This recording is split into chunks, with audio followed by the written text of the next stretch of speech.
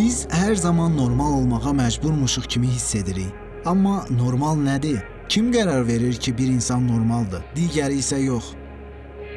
Bugünkü videoda Normal əfsanəsi kitabına əsaslanaraq cəmiyyətin bizə qoyduğu normaların həqiqətən bizim üçün yaxşı olub-olmadığını araşdıracağıq.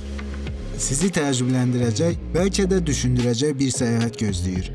Videoya başlamazdan əvvəl kanala abunə olmağı unutmayın. Videoların yeganə dəstəkçisi sizsiniz. Abunə olun ki, belə videoların davamı gəlsin. Bu videoda öyrənəcəksiniz. Normal anlayışı hardan yaranır? İnsanlar niyə normaya uyğunlaşmağa çalışır? Normal olmaq həqiqətənmi xoşbəxt olmaq deməkdir? Cəmiyyət bizə nəyi sırıyır və biz bundan necə azad ola bilərik?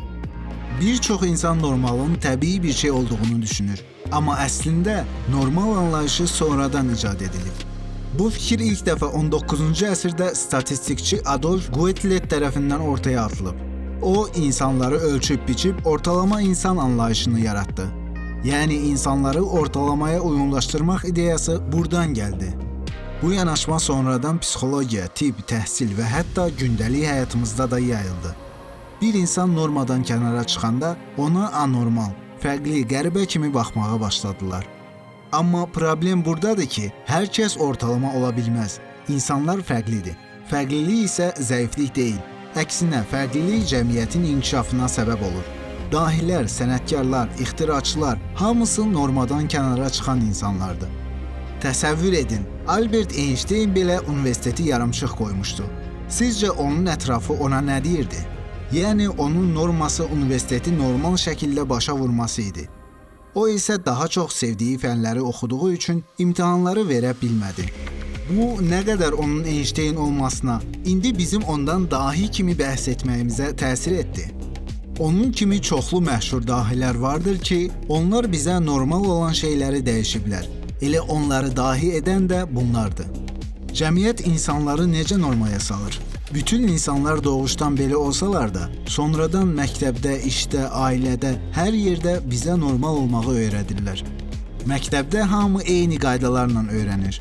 Amma hər kəsin öyrənmə tərzi fərqlidir. İş yerində müəyyən standartlara uyğun işləməyimiz tələb olunur. Yoxsa uğursuz hesab olunuruq. Ailədə bizdən gözləntilər var. Yaxşı oxu, yaxşı iş tap, ailə qur, normal bir həyat yaşa. Amma bir şey düşünək. Bütün bu normalar həqiqətən bizi xoşbəxt edirmi? Bizə deyilir ki, normal həyat xoşbəxt həyatdır. Amma bu həqiqətən doğrudurmu?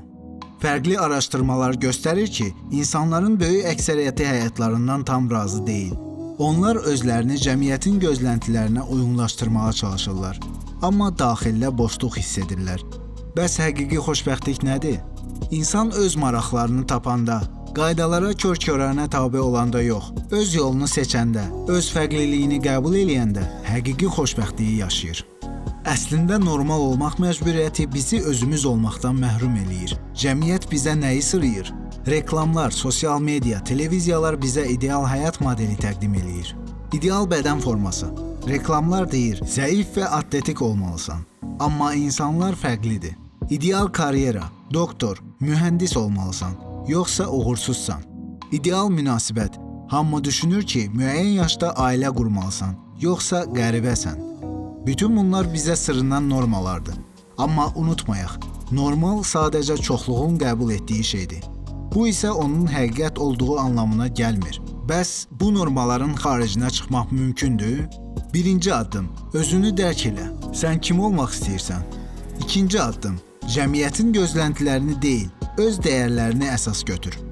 Üçüncü addım, səhv etməkdən qorxma. Çünki inkişafın yolu səhvlərdən keçir. Əslində normalar bizə yalnız cəmiyyətin təhlükəsiz çərçivəsini yaradır.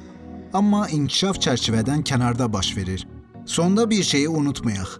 Normal olmaq bir seçim deyil, bir məhdudiyyətdir. Əgər sən öz fərqliliyini qəbul eləsən, həyatın tamamilə dəyişə bilər.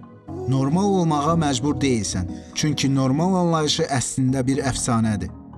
Bu mövzu haqqında sənin fikrin nədir? Sən nə vaxt özünü bu normalara uyğunlaşmağa məcbur hiss etmisən? Şərhlərdə paylaş və unutma, öz yolunu tapmaq üçün normaları sorğulamaq vacibdir.